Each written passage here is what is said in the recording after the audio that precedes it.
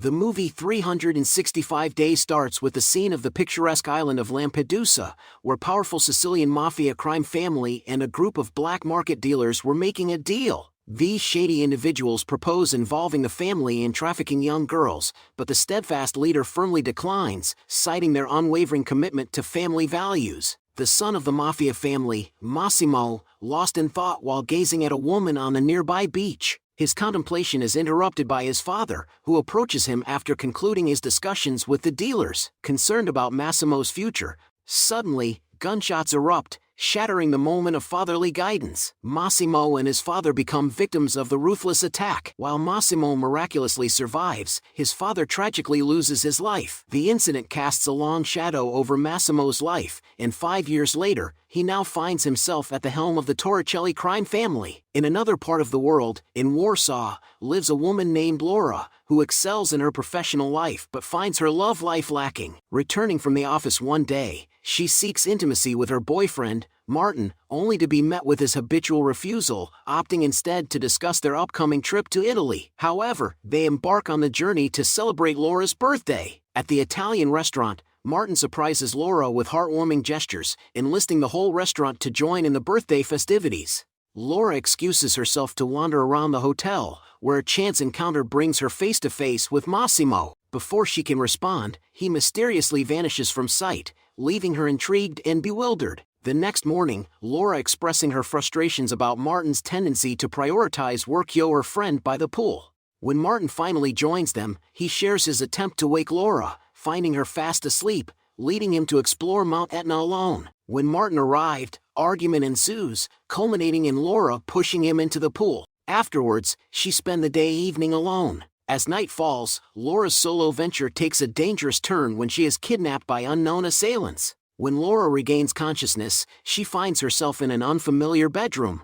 Attempting to leave, she discovers the door is locked, which heightening her anxiety. Braving a second attempt, she opens the door and unlocked door this time. Venturing downstairs, she explores the vast house, only to come face to face with Massimo once again. Overwhelmed, she faints before uttering a word. Upon awakening, Laura learns that Massimo regrets having sedated her, unaware of her heart condition. To help her feel better, he offers her an ice cube, but she rejects it, discarding it in defiance. Her determination to escape leads her to attack Massimo, but he effortlessly restrains her, demonstrating his physical strength. Massimo confides in Laura that, 5 years ago, when his father passed away, he too experienced a life-threatening injury, during which he saw visions of her. Since then, he has been captivated by her image and has searched for her worldwide, determined to make her his. Laura, incensed, insists that she will never belong to him. He proposes an unusual challenge, giving her 365 days to fall in love with him.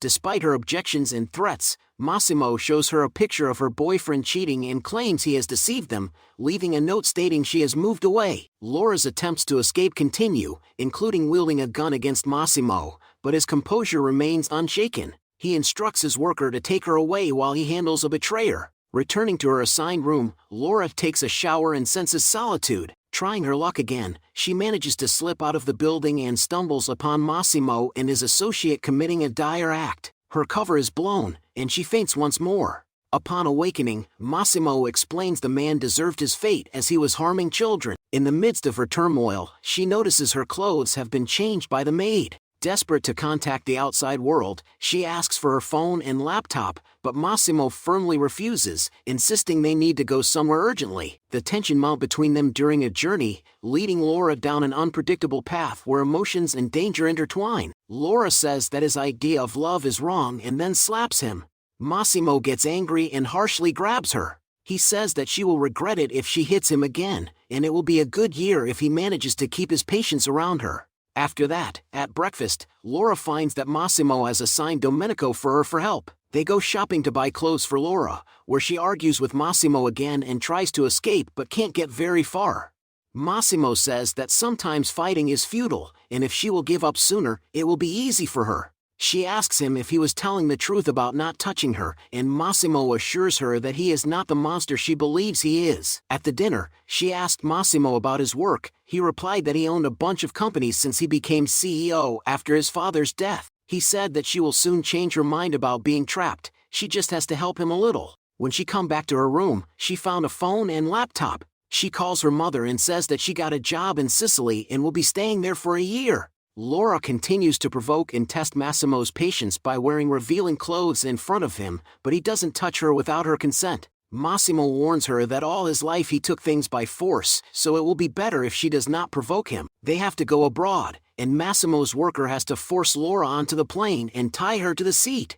After getting off the plane, they go to a gathering where Laura purposely does bold actions in front of Massimo while he is sitting with his cousin. When she jumps in the fountain in front of everyone, he drags her back to their hotel. At night, Laura goes to Massimo's room and makes fun of his huge portrait on the wall. Massimo approaches her and ties her to the bed. He makes her watch him making out with a woman and then abandons her without touching her in any way. Massimo orders her to get dressed, as they have to go to a club. When she exits the room, she is dressed very provocatively. Domenico warns her that Massimo will kill them both, but she refuses to listen. At the club, Domenico leaves her at the counter for a while and asks her not to move, but she approached the room where Massimo is having a meeting. Massimo drags her away and warns her again. However, she continues to wander around the club. Laura dances in the club and then goes to pool dance in front of the men from the rival family. A man gropes her and tries to force himself on her, but Massimo arrives in time and saves her. The next morning, she wakes up on their yacht and overhears Massimo arguing with a man, who tells him that he started the war and what he did to the man. When Laura appears and questions Massimo, he claims that he cut the man's hand and that if she had listened to her, it would not have happened. Laura gets angry, saying that if the man forced her, it was not her fault, and as they argue again, she falls into the water. Massimo saves her immediately, and when she wakes up, he confesses that he was very scared, thinking that she might not make it. After listening to Massimo's confession, Laura touches him first and gives her consent, which leads to them having sex repeatedly on the yacht. In the evening, they attend a ball that Massimo had told her about, where Massimo's ex-girlfriend Anna threatens Laura. Massimo tells Laura that he has dated her, but he makes it clear that he will leave whenever he finds Laura. They come back and have sex again, and Massimo says that he will send her back and, after attending some business, will join her there. He then confesses his love for her. In the midst of the whirlwind of events, one of Massimo's trusted men offers Laura a ride to the airport. However, he receives an urgent call and departs, leaving Laura to wait in Warsaw. As days pass without word from Massimo, Laura decides to enjoy her time with her friend Olga, and they opt for a night of clubbing.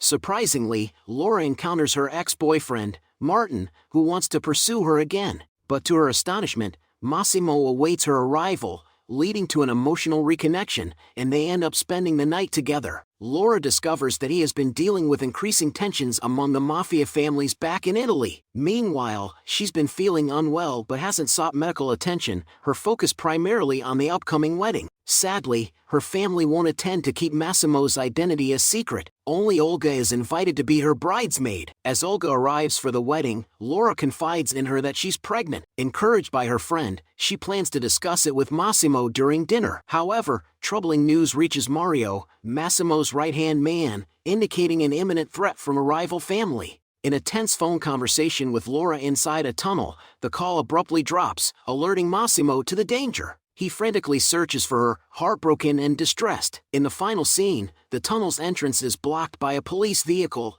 leaving viewers with uncertainty and tension, marking the movie's conclusion. Subscribe for more romantic and thrilling movie recaps. I will upload the next part of this movie soon.